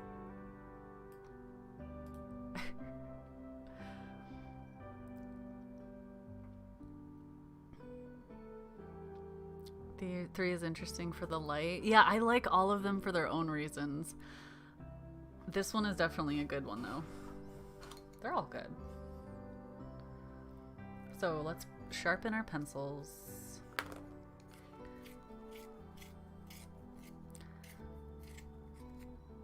This one will definitely require us to plot out the elements carefully.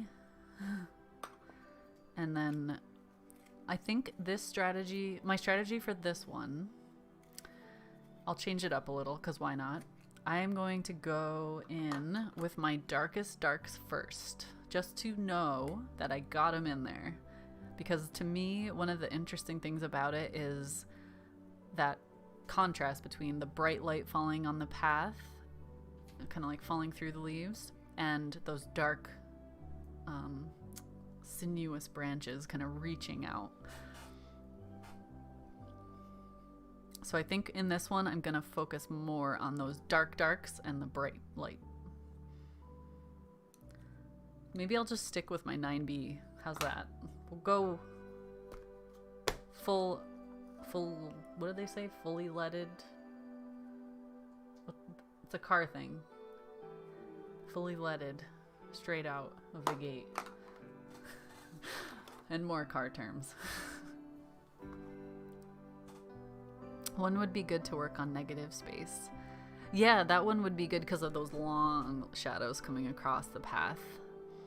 But we're going with this one. So if you would like to sketch with me, grab your pencils, get everything ready.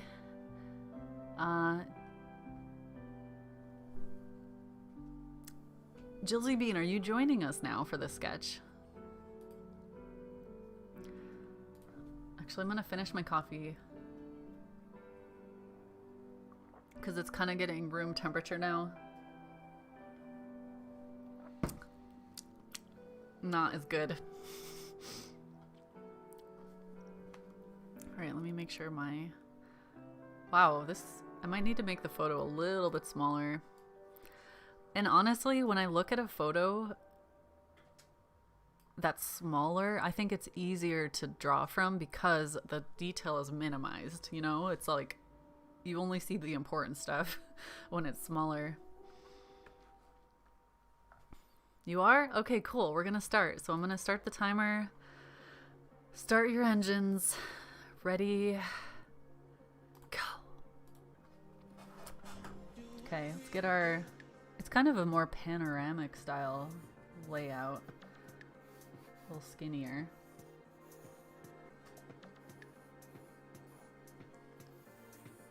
I did not do very good straight lines that time. Oh no! I forgot to get my reference on my screen. Where is it? Where is it? Where is it? Oh god. Okay, there we go.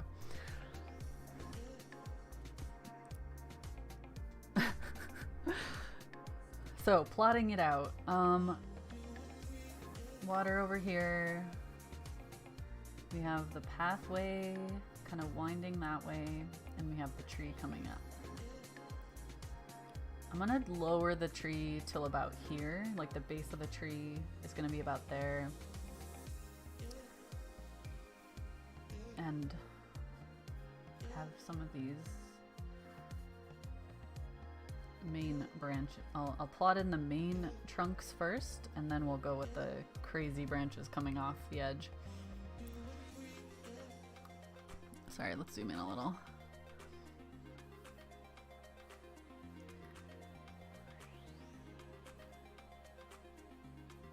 Make sure we have enough of the path showing as well.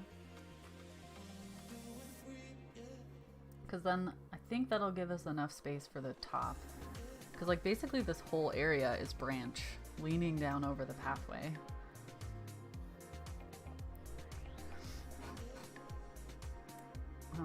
But yeah, once I get my branches and trunks plotted in, I will jump into the dark darks. I might crash and burn on this one, you guys. No promises. I don't know how this will go, starting with the darks.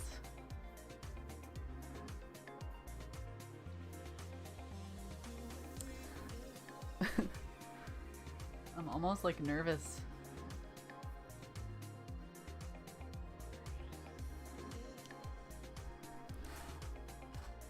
Alright, I guess that's a lot of the branches plotted in.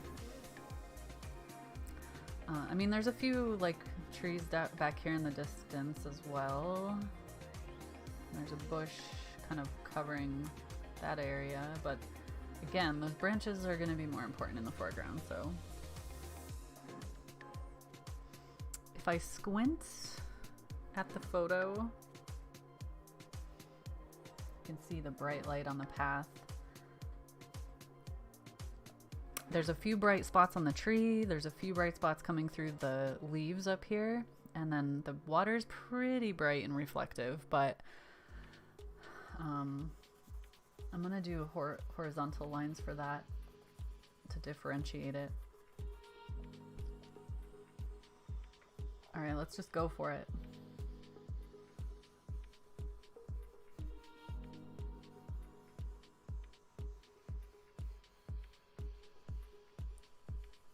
Going dark.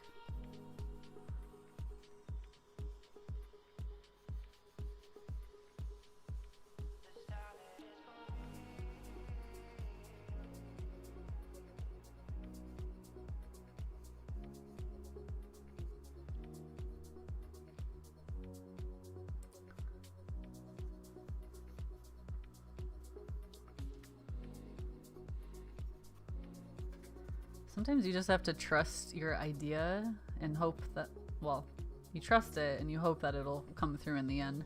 My hope is that by the end, it'll look really bright, like a bright sunny day, because I have such strong darks.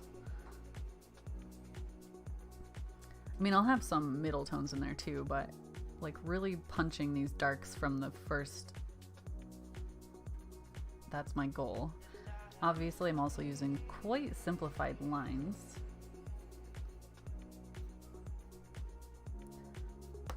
Ah, just broke it. I'm pressing really hard in order to get these dark darks. Hey Chris, how's it going? Feel free to jump in and join us. We do have a timer, so right here, it's counting down.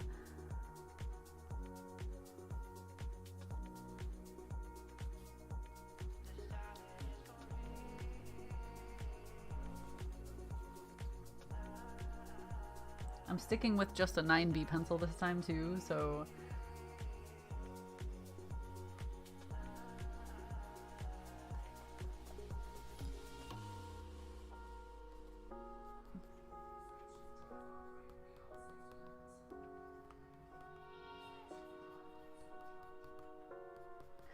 I like to put my finger right on the pencil and like press that part directly into the paper, like get that super heavy. So this whole thing is pressing against the paper, and I press hard as well, so it's like a thick, extra thick dark line.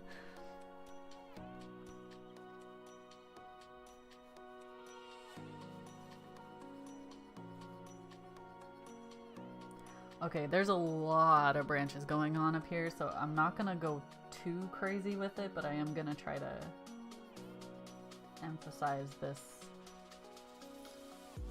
that some of them are like hanging really low. And then once I get those in, I can come back and start doing the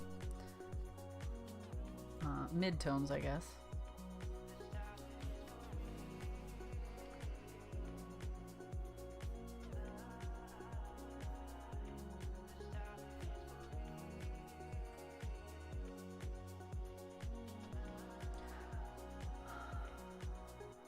Kind of making it up as I go, but there were a couple branches that I was trying to be more accurate with, but I lose my place in the landscape, in the reference, like really fast when I'm trying to do that kind of stuff. Like, where was I again? Which branch was I drawing?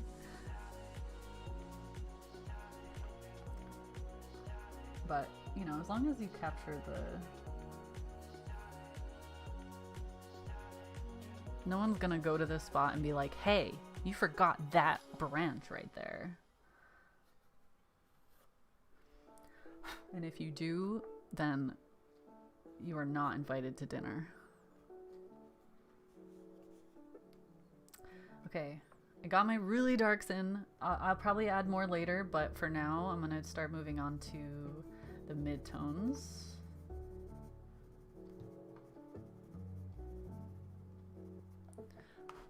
So some of that light falling across the path is going to be important too. It's like really shadowy light, dappled light.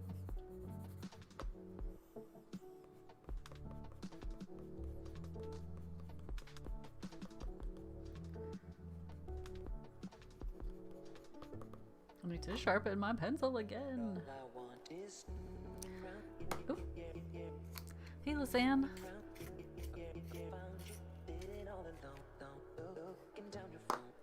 Okay. Now, for some of the midtones, I do need to add a few dark chunks of leaves, but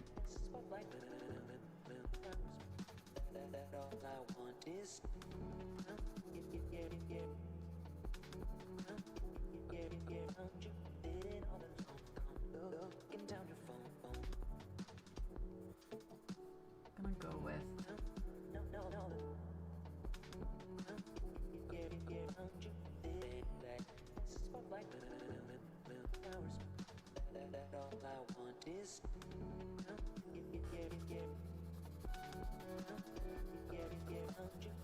the right side of the tree needs to be brighter because there's some light falling on the tree. So if I don't make it I need to make it a little bit darker just for now, and then I can come back in and erase some of the highlights. And then the background is going to be darker.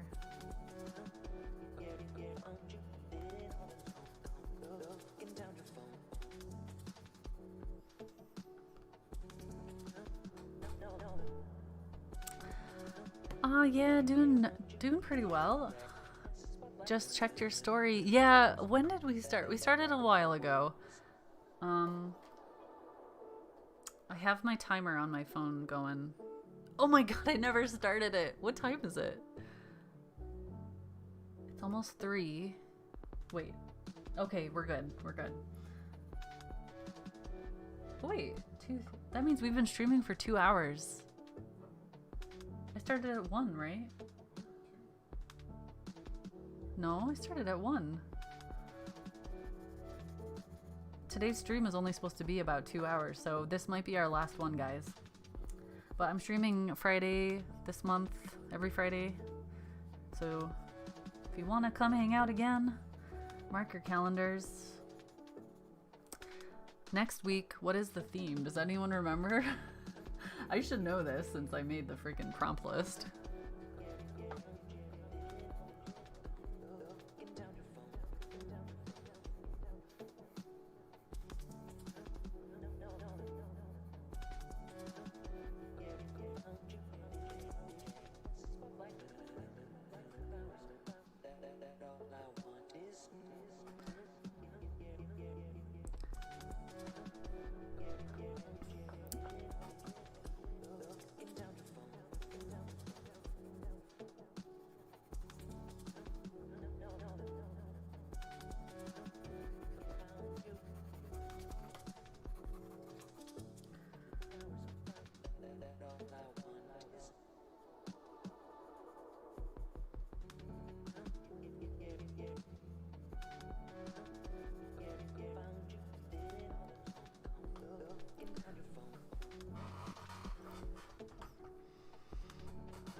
Yeah, it'll be fun.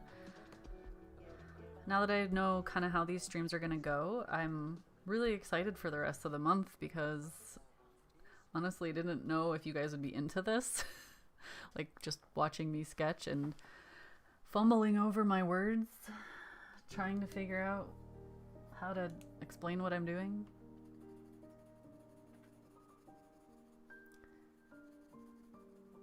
Then again, how is that different from normal streams?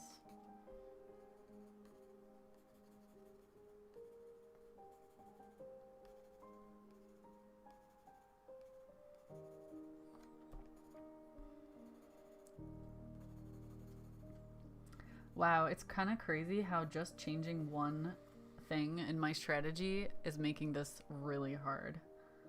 Like, I actually need to I have to lighten this tree up a lot more.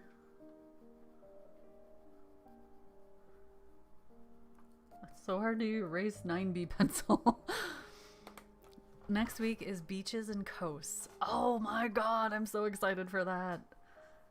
I am obsessed with the coast here now. Well, our car's in the shop. You need to call them. They said later on today. Well, they close at 5. Because you said it's 2.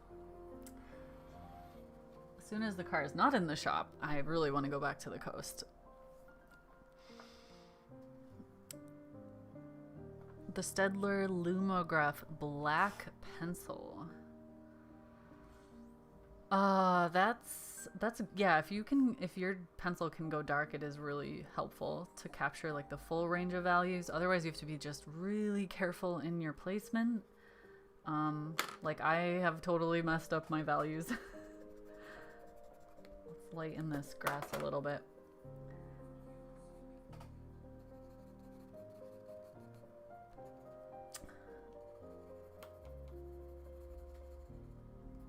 I mean, you have to be careful with your placement anyway, but I have to say, starting with the really dark darks is way harder than I thought it would be.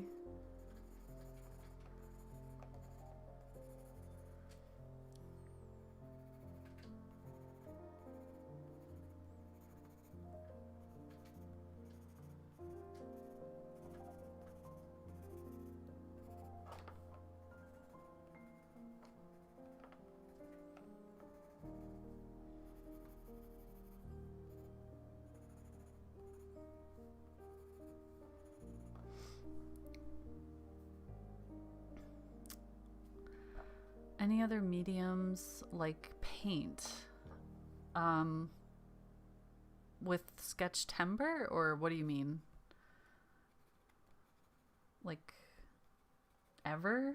Are you asking me if I paint? Sorry, I'm like just trying to figure out your question. Because this is not my usual thing that I do on stream or on my videos. I am a painter.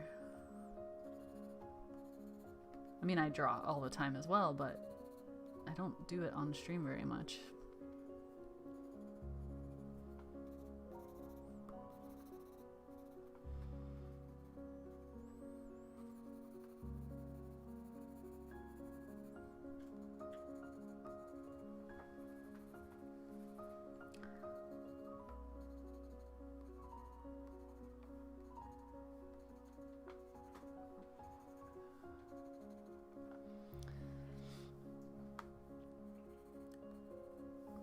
Definitely making a super stylized choice with the foliage up here, like all these little chunky shapes.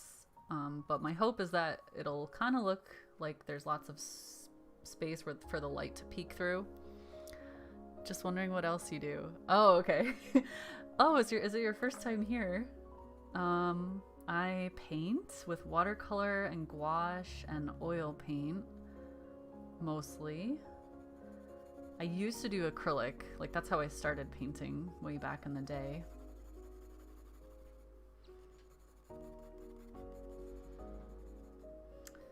And I like to experiment a lot with mixed media, but like my greatest joy, what I want to do the most often is paint outside, so plein air painting. And I usually go with watercolor or gouache. Oh, by the way, that reminds me, I'm going to post a video tomorrow all about water mixable oil painting. Originally, I was going to post it today, but I had to finish it up last night, and I figured since I'm streaming today, I'll just post it tomorrow.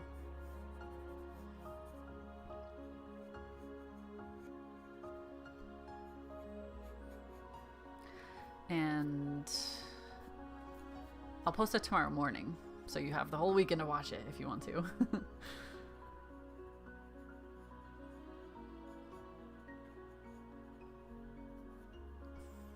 Oh, guys, I'm not happy with this drawing, but we'll just continue on.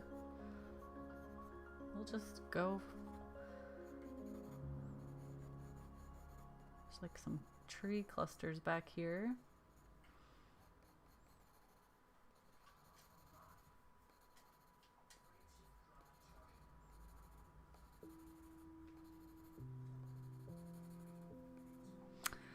Oh my gosh, I only have 2 minutes left. There's no way I'm gonna save this. It's okay. I learned a lot by doing this. I learned that I don't like to start with my darkest darks. which is funny because that's kind of what you do with oil paint, which I've been doing a lot lately, and so my mind is kind of in that zone. But yeah, this was weird. Do you guys usually start with your darks or your lights when you sketch? I usually work either from my really light and I like go all the way down to my darks last, or I start somewhere in the middle and then I kind of figure out my lighter areas and then slowly work down to my darks. So it's never my darks first, my really dark darks.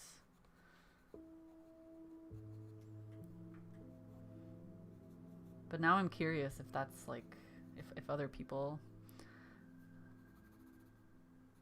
do it more often.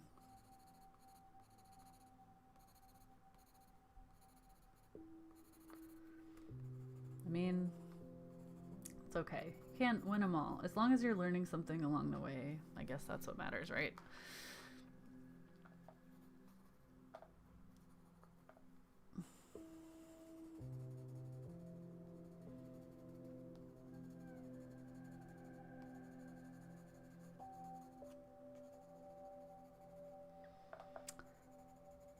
We're pretty much done. I guess after this, we will end the stream. As a reminder, I'm streaming on Monday over on Twitch, and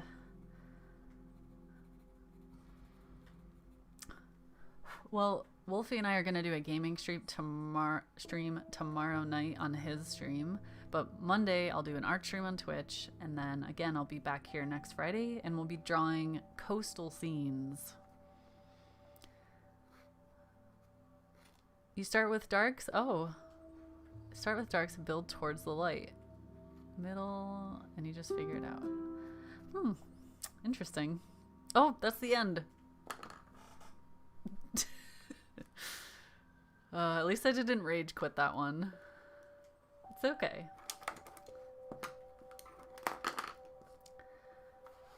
Well, that was fun. Stream went by really fast, actually. We did 3. Also, look how this is funny. It goes from like really light, and then this our second one, we darkened it a bit. Third one, I went more bold, and the fourth one, it's like bam, really dark darks. That's interesting. I didn't do that on purpose. I think I just got a little more brave each time. But that's funny to see. Cool.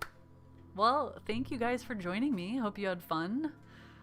And if you're watching in the future, of course, feel free to ask questions and comment, I guess, with your questions, and I'll try to get back to you. But for now, we will end the stream, and I will see you guys over in Discord. The link for Discord is below if you want to come hang out with us offline. And yeah, have a great weekend, everybody. I will see you again soon.